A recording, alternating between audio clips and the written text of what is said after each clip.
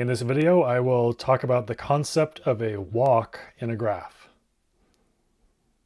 So as an example, let's look at this graph here. And let's say that the name of this graph is G. So this is the graph G. It has vertices V1 through V9.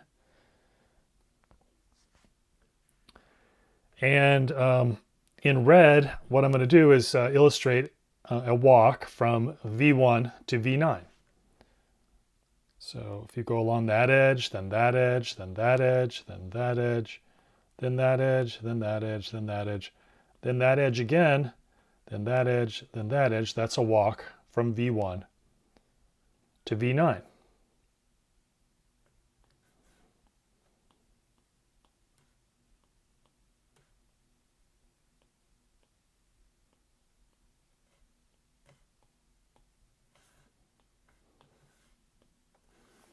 And so a way that we can write this out as a sequence is like so.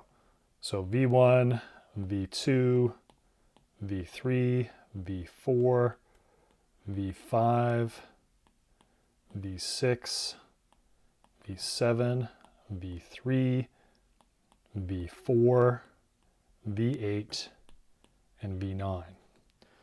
So what I have here, this is the graph G, and what I've listed here, this is a way to represent the walk from V1 to V9 in G, the walk that I just illustrated in red.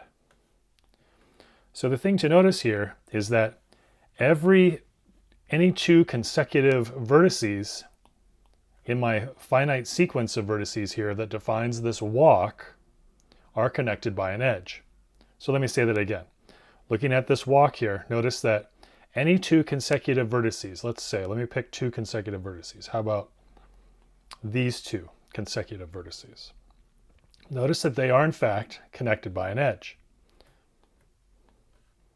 Let me illustrate that in blue. V5 and V6 are two consecutive vertices, and notice right here they are in fact connected by that edge. What are some other two consecutive vertices? Let's see. V3 and V4, and you can see that that is an edge as well.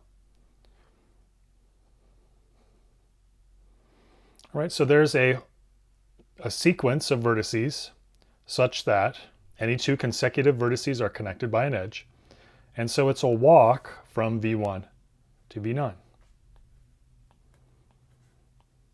Let's find some other walk in this graph G.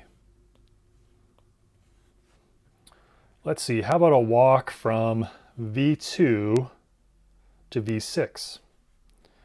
Okay, so first let me draw it in red. So V2 to V6. Now notice that there's more than one walk from V2 to V6. One of them would be that one. Okay, so now let's write that one out. So we start at V2. There's an edge from V2 to V3, an edge from V3 to V4, an edge from V4 to V5, and an edge from V5 to V6. So there is a walk. This is a walk represented by a finite sequence of vertices in the graph, such that any two consecutive vertices are connected by an edge. And just check real fast. V2 and V3, those are consecutive. And yeah, those are connected by an edge.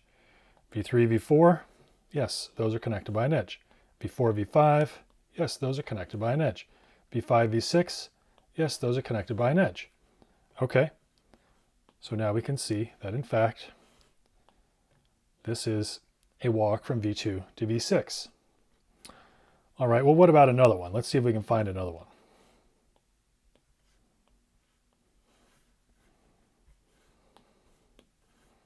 I'll draw this one in red as well. Okay, from V2 to V6. Well, you can see probably another one, right? You're probably thinking this one. Yeah, that's a walk. So let's see, what is that? V2, V3, V7, V6. Okay, there's one.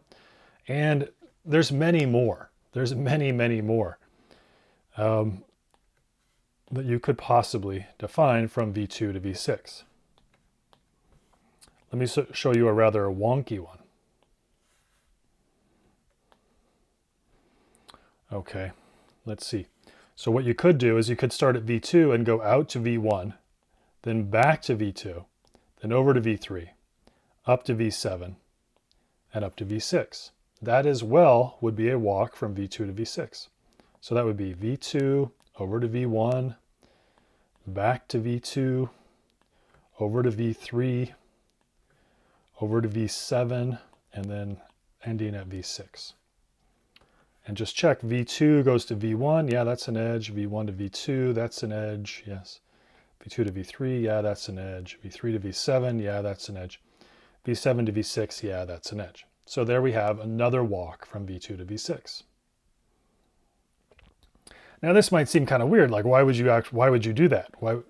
Well, if you think of it as just as maybe these are towns or something, and the edges are roads, it's possible that if you in a day you might drive from one town to another and then back, and then drive to another town in the same day, right?